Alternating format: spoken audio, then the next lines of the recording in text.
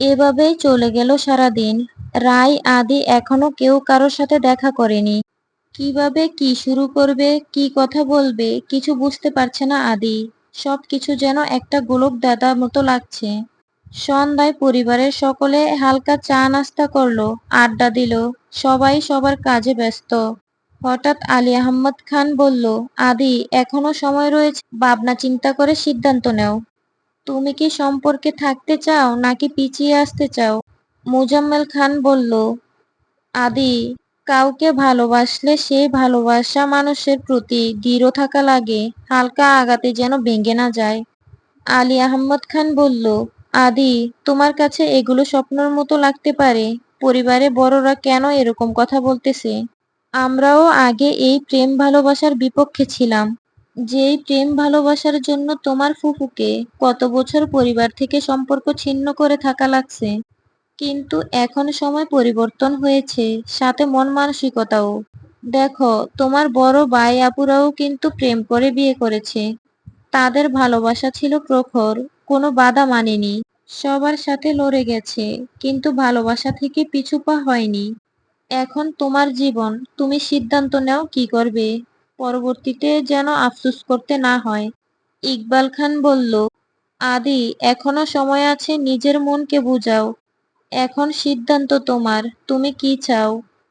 আমাদের সাপোর্ট তোমার সাথে রয়েছে, কিন্তু একটাই কথা, পরবর্তীতে যেন তোমার চোখে আফসোসের ছাপ দেখা না লাগে।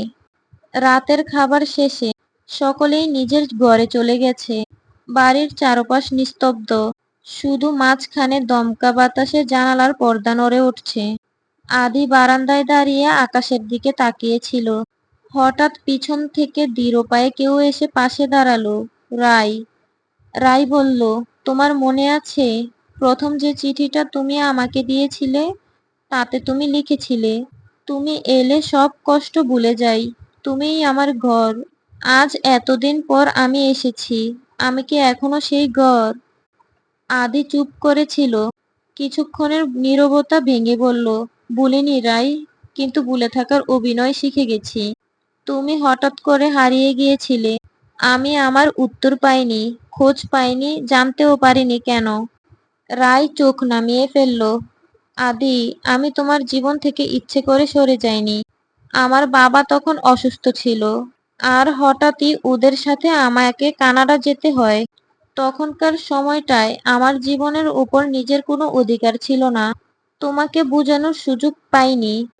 আদি মৃদু হেসে বলল, তুমি বুঝাতে চেয়েছিলে, কিন্তু সময় বুঝেনি, তাই তো? রাই এবার চোখে পানি নিয়ে তাকালো। তুমি কি মনে করো আমি ভালো ছিলাম তোমাকে ছেড়ে? আমি প্রতিদিন তোমার মেইল পড়তাম, কিন্তু লিখতে পারতাম না। মনের ভিতর এত অপরাধবোধ ছিল, ভাবতাম তুমি যদি অপেক্ষা না করো। আদি ধীরে ধীরে বলল, আমি অপেক্ষা করেছিলাম, কিন্তু আজ যখন তুমি হঠাৎ ফিরে এলে, আমি নিজেকে চিনতে পারছি না। এই সময়টা আমাদের জন্য তৈরি তো?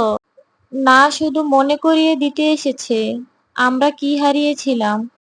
রায় ধীরে ধীরে কাছে এসে বলল, আদি, যদি বলো শুরু করা যাবে না, তাহলে আমি ফিরে যাব।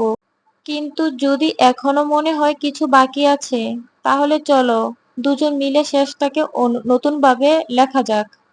আদির চোখে রায়ের চোখ। দুজনের চোখাচোখি হতেই রায় চোখ সরিয়ে নিল। অজান্তেই রায় হেসে ফেলল। আদি মাথা নিচু করে বলল, তুমি যদি চাও, আমি আবার শুরু করতে রাজি, কিন্তু এবার তোমাকে হারাতে চাই না।